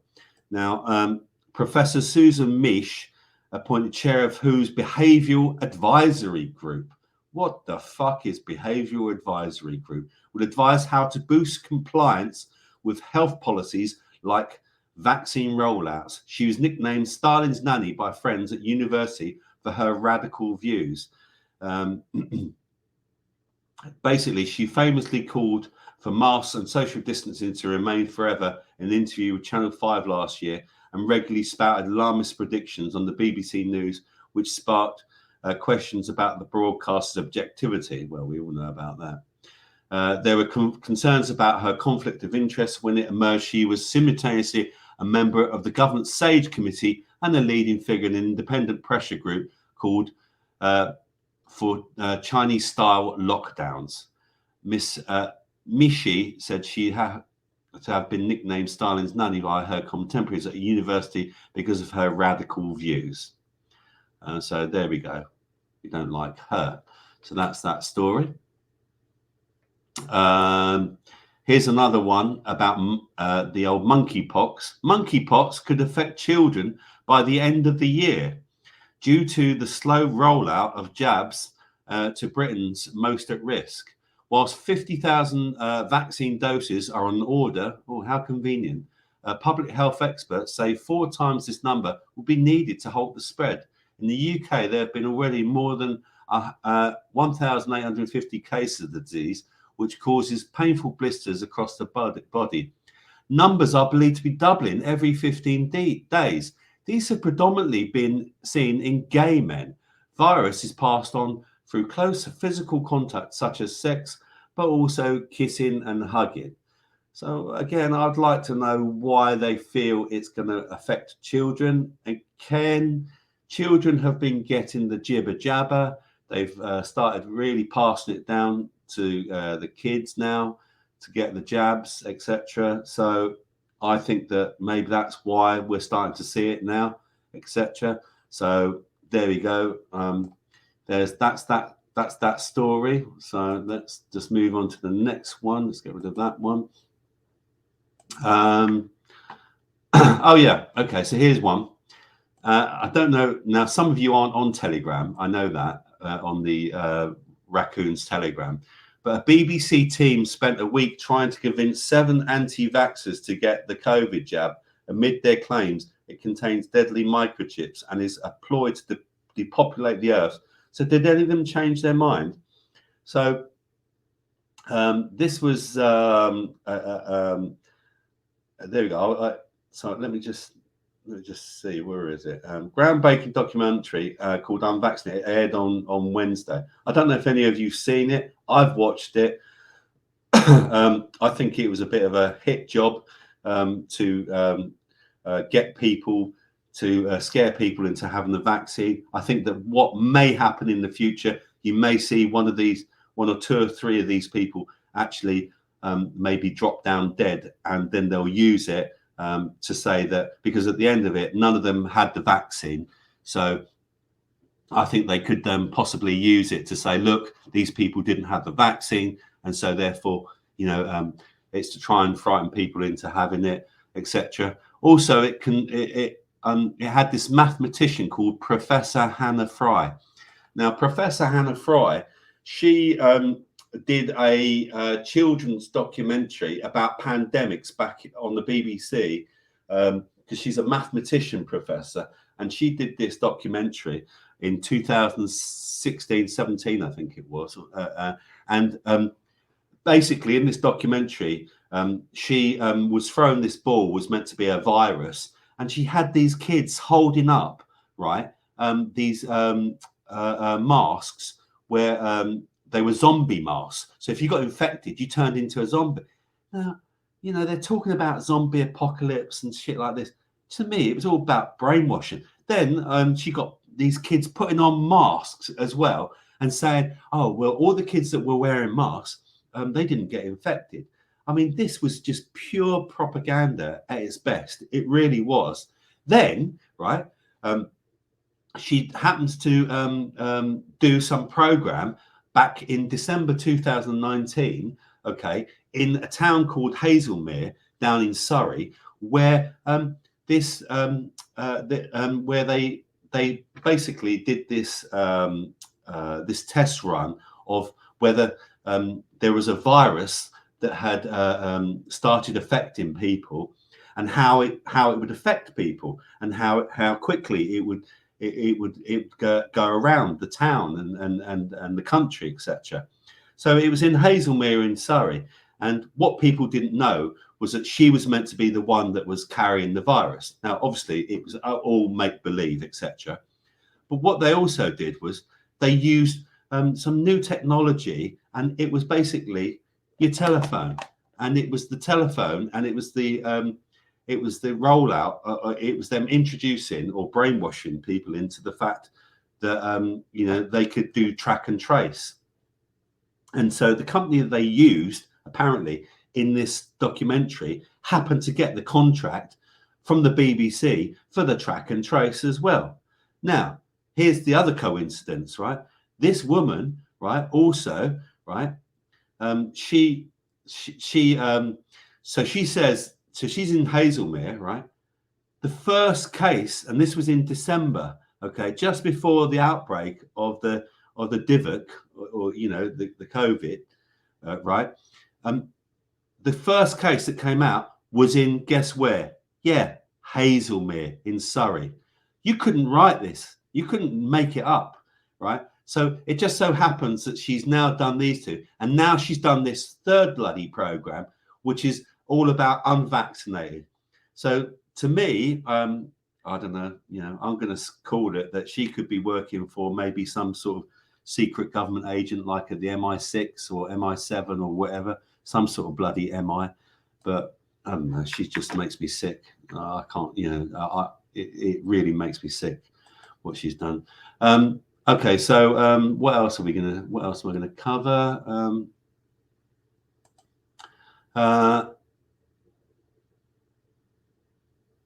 Oh yeah, okay. So Health Secretary knocks back health journals and call for COVID restrictions because UK can protect ourselves through science, not restrictions, as he urges over 50s to get the booster jabs.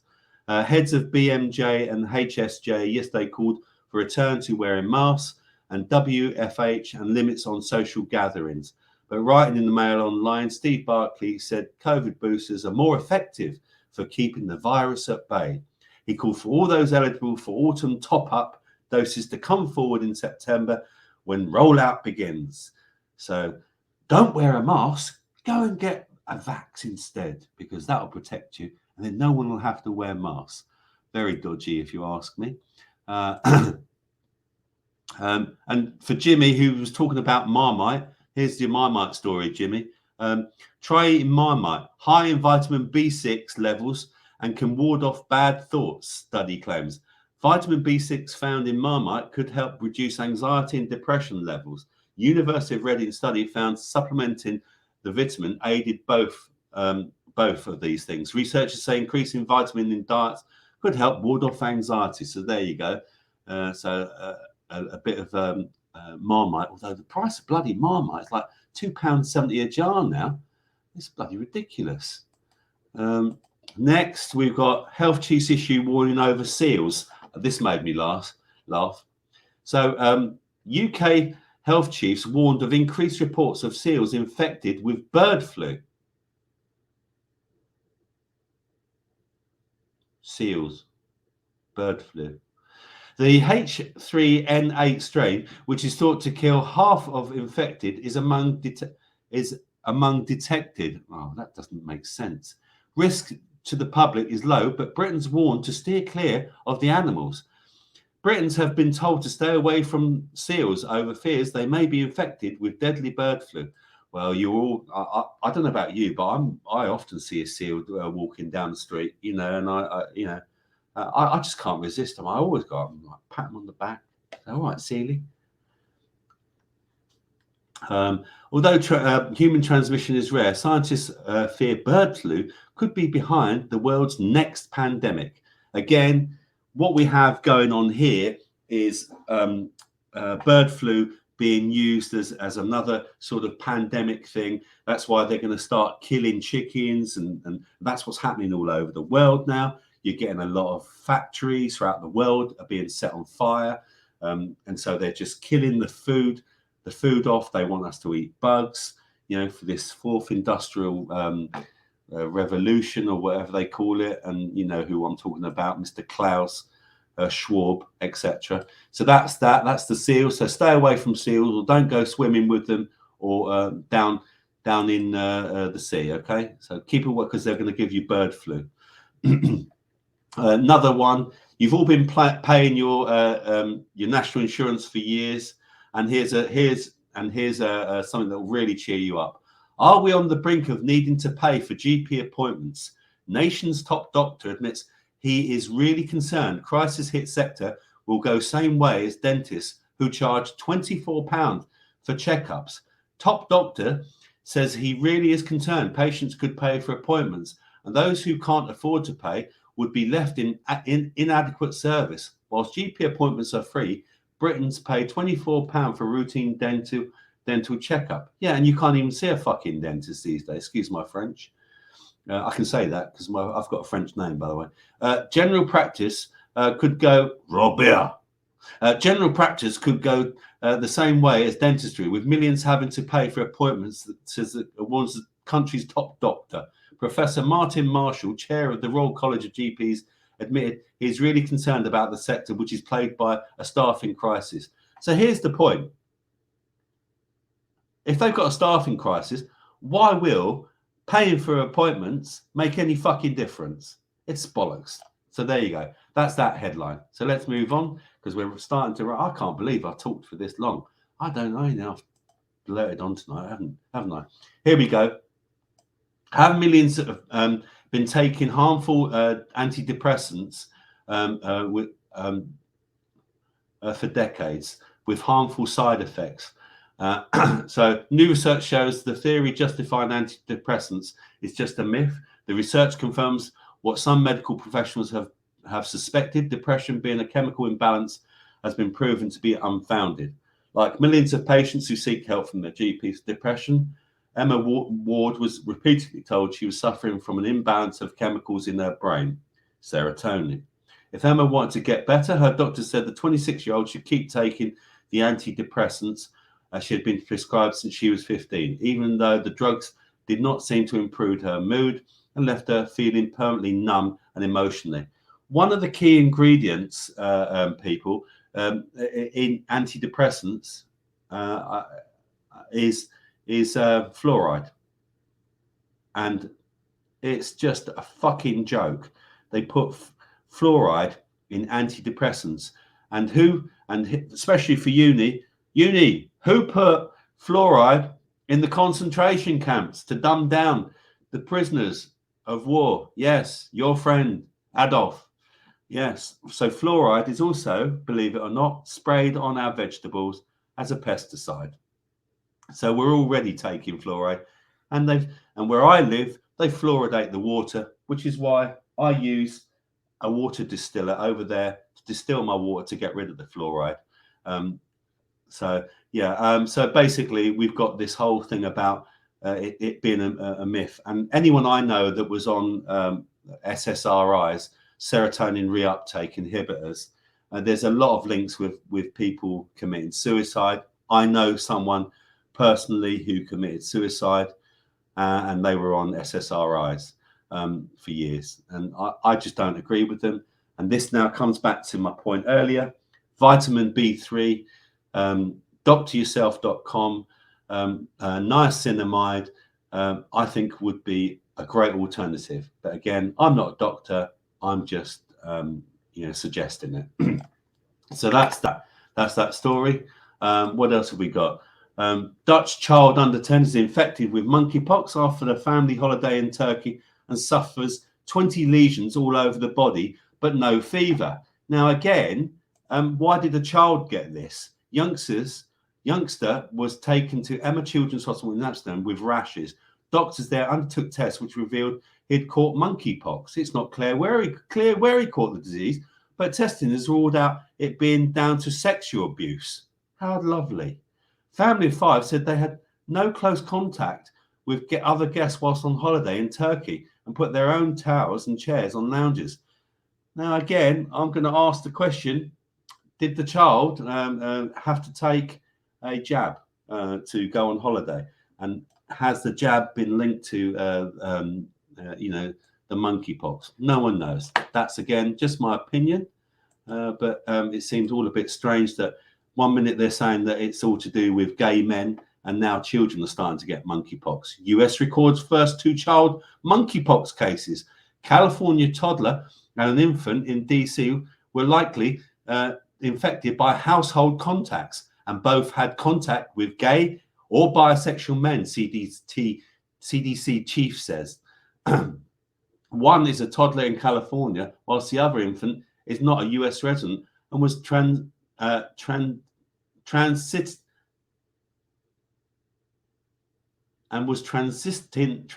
through Washington, D.C., officials said. Both children are doing well and likely were infected by household contacts. And you've got one story saying this and another story saying something else. What I hear, it was meant to be down to gay men, which again, it's just to me, I think it stinks that they're trying to blame people, or gay people for this. Incredible bad luck. California man says he caught COVID and monkeypox at the same time, leaving him in excruciating pain. Micho Thompson from Sebastopol tested positive for COVID in late June, but days later, red lesions erupted across his body, indicating monkeypox. Thompson was bedridden for weeks with both illnesses. Stanford University experts said it was possible to catch both at once. You see how they're linking these. And again, did he have the jibber jabber? I wonder. Next story. Okay. Antidepressants do work, insists. So this is another link. So this came out after the story about the antidepressants don't work. They then had to do a hit piece saying antidepressants do work, insist top doctors, as they hit back at bombshell study which found there was no convincing evidence of link between low serotonin and mental illness. Top psychiatrists have rounded on the authors of a bombshell study which cast doubts on the effectiveness of antidepressants, labeling the findings absurd and grossly exaggerated. Last week, researchers at University College London said they had disproved a theory dating back to the 1960s that depression is caused by low levels of serotonin. Blah, blah, blah. So anyway, this is now a hit piece saying, no, they do work. They do work. So again, that's what tends to happen. If you get a vitamin C story saying it's great for you, you're then going to get a story saying the next day that it's not.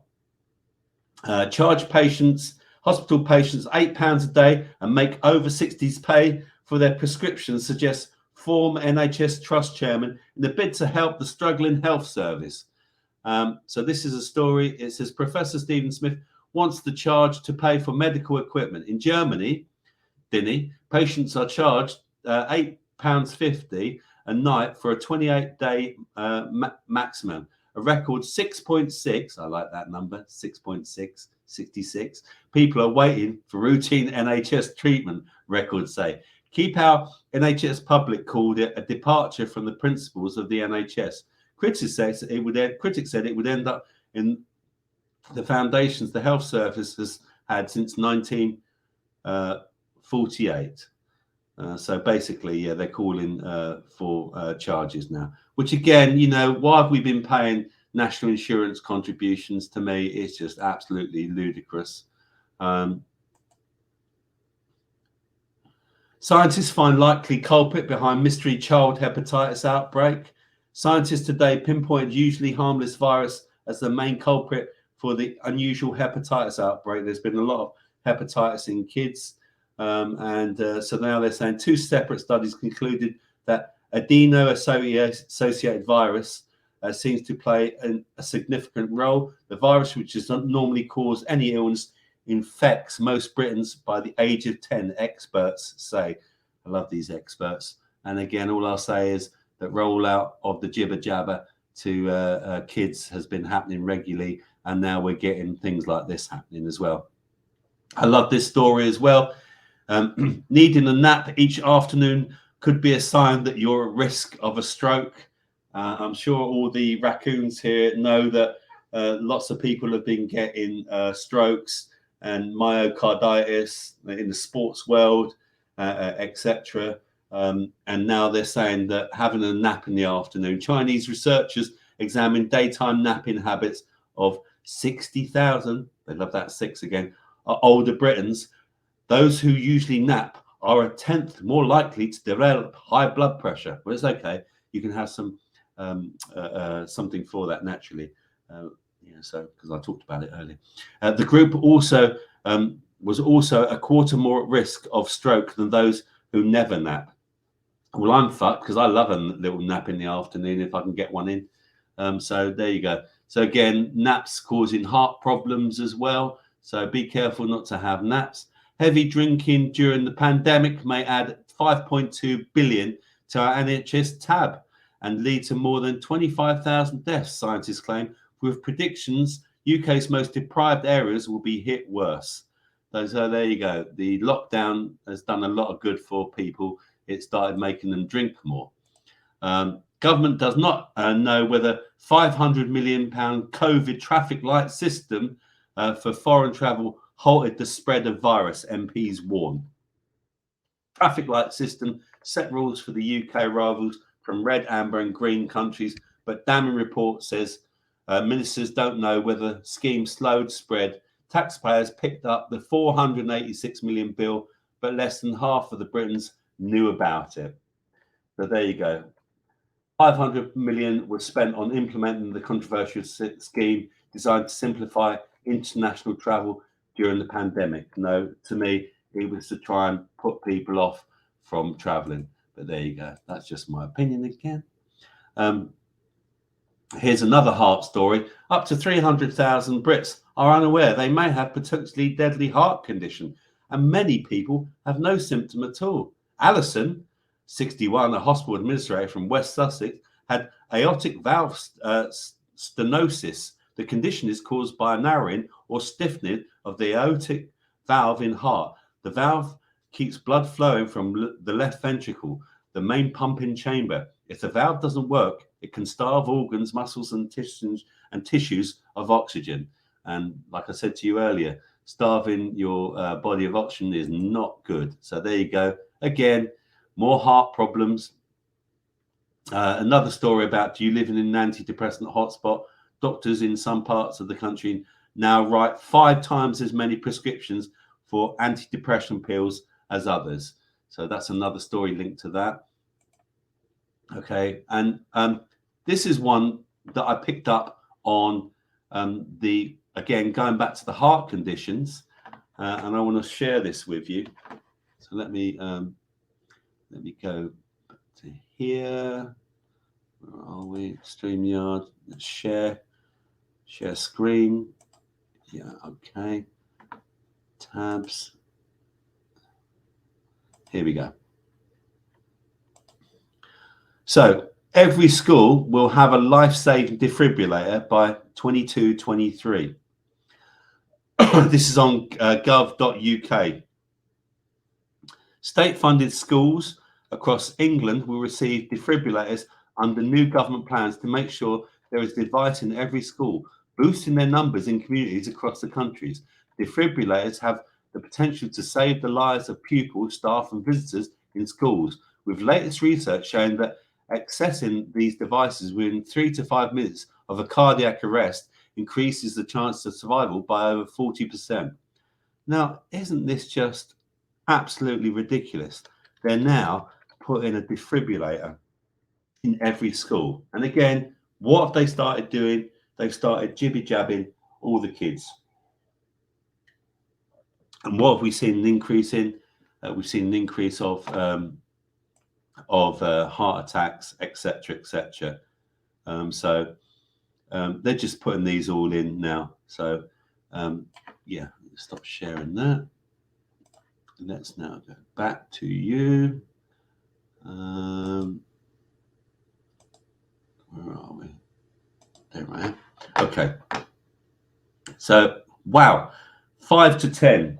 I've nearly done 2 hours. I can't believe I've actually managed to do that. What else do I want to talk to you about? Do you know what? I'm going to save some more for the next show, and I think I'm going to call it a day. Let me last look at the some last comments here. I'm going to go down.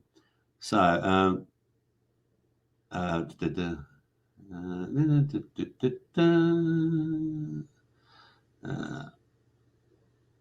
Uni says, I like brownies. They're amazing. Yes, my son likes the brownies, but they have a special ingredient in them, Uni. Arthritis, what's your ideas? Paula says. What for arthritis, Paula? I would say MSM, sulfur, and glucosamine. Look it up. It's great for arthritis. Also, I would recommend you get some magnesium oil as well. And wherever you've got the arthritis, This is my magnesium oil that I make myself. Okay. So, well, let me put this up actually whilst I'm here. Where are we? Banners. Yes. If you want to contact me, okay, you can email me here, cbd-salve@hotmail.com, because I also sell my own CBD salve. I make it up myself. My CBD salve has got coconut oil, hemp oil, beeswax, olive oil, aloe vera, magnesium, pink Himalayan salt, colloidal silver, vitamin C, zinc, frankincense, bergamot, lavender, and lang-lang. I think it's amazing, but I made the product. I read about salve. I decided to try and make some myself, and so I've made some, and I've improved on the smell, etc. This is the salve that I make, and I've really improved on the smell, etc. There we go. That's my salve. Okay, and literally, I'm going to get some out, and you can see. There you go. So, and if you get any pain anywhere, you just rub it on, and it will relieve pain, even arthritis. So, I started getting clicky knees, so I started putting my salve on my knees. Gone. I was at a day festival, music day, 80s festival, a couple of weeks ago, and as I was walking, I twisted my ankle. Next day, I was in a lot of pain. Got my salve out, rubbed it on my ankle, and within 15 minutes, pain had gone. I just kept putting it on over the next couple of days, and it just completely disappeared. But more importantly, it got rid of the pain. I'm going to talk to you about next week how I make my own magnesium oil. It's really simple, but next week, or maybe in 2 weeks when I do another show. So if you're interested in salve and you'd like to purchase some from me, it's 25 quid, including postage. I'll post it to you.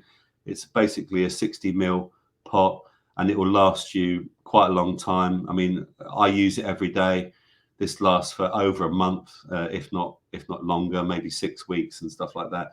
I used to get really bad back pain and sciatica, because I used to another job that I used to do as a younger man was I used to deliver pianos to the BBC, but that's another story. So when I was working in the music shop, we had the contract to deliver pianos to the BBC. And I used to deliver pianos to Opportunity Knocks, Top of the Pops, etc., all those sort of shows. So if you're interested, contact me at the email address there, cbd-salve@hotmail.com. Okay, let's go back to some of the comments now. So Paula said arthritis, eating conscientious. Colonic irrigation only does lower colon, but frozen castor oil does upper, lower cleanse and clears worms and parasites. Do you know, that's really interesting, Mia. I am very much interested in that. So I might give it a go. I'm crazy enough to. I really am. Okay, so Wish Fix, good evening. He's late again, but we love you, Wish Fix. Thank you for turning up. I really appreciate you being here.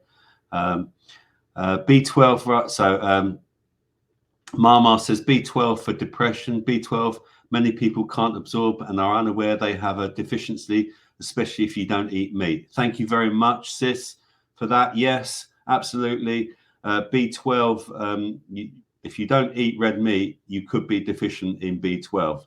Especially if you're a vegan. My brother's a vegetarian, and he has to have B12 injections. He has to go to the doctors. Miss Blue Sky, Amanda Vollmer, if anyone wants to look her up. Yeah, Amanda Vollmer, she's Yummy Mummy or something like that. But look her up and you'll find her website. Mia says, arthritis, no tomatoes or tomato products. Oh, does that really affect your arthritis? I didn't know that. I'll have to look that up. Conscientious objector. It's for my mother. It's in her legs. There we go.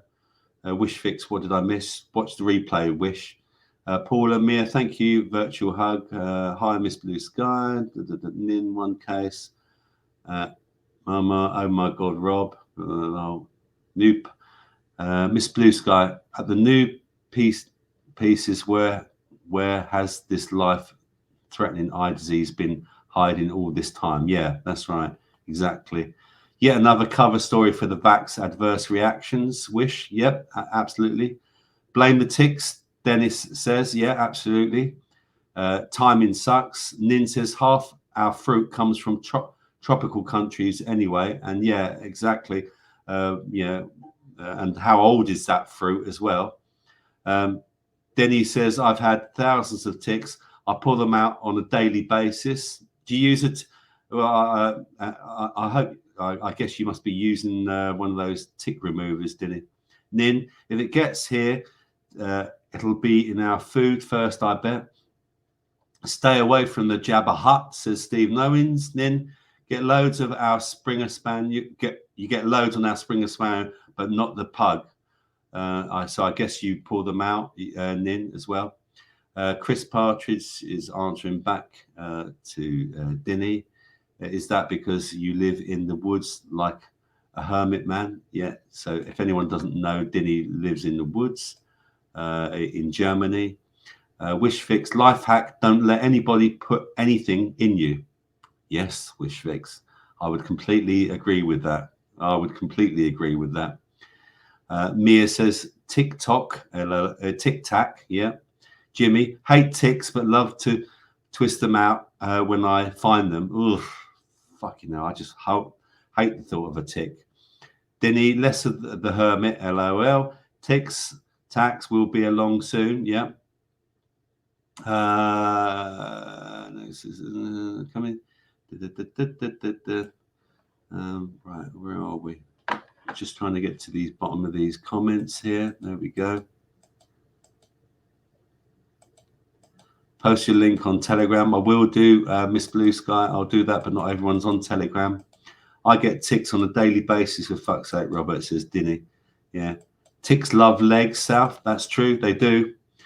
Jerry says lemon juice spray or garlic water spray may help keep them away from pets. Yeah, there's other things as well. Nin says, is there a Telegram group? I've got a Telegram group, Nin. It's Health Freedom. Just look up Health Freedom, all one word. So yeah, Telegram Team Me Health Freedom, I think it is, or something like that.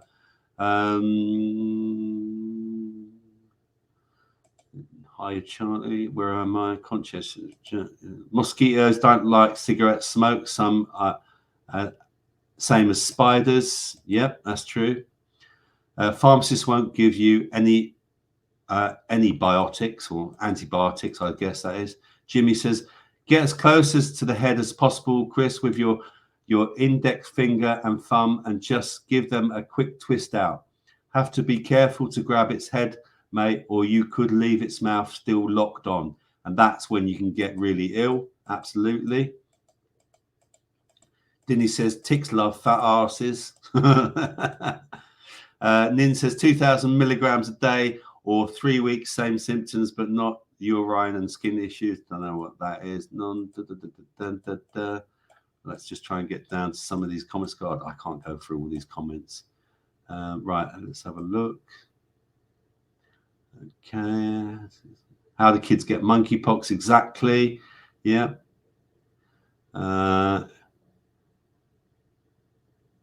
Everyone I know, Denny says, everyone I know who've had a jab never had any problems whatsoever. Well, you're lucky, Denny. We've had this conversation before.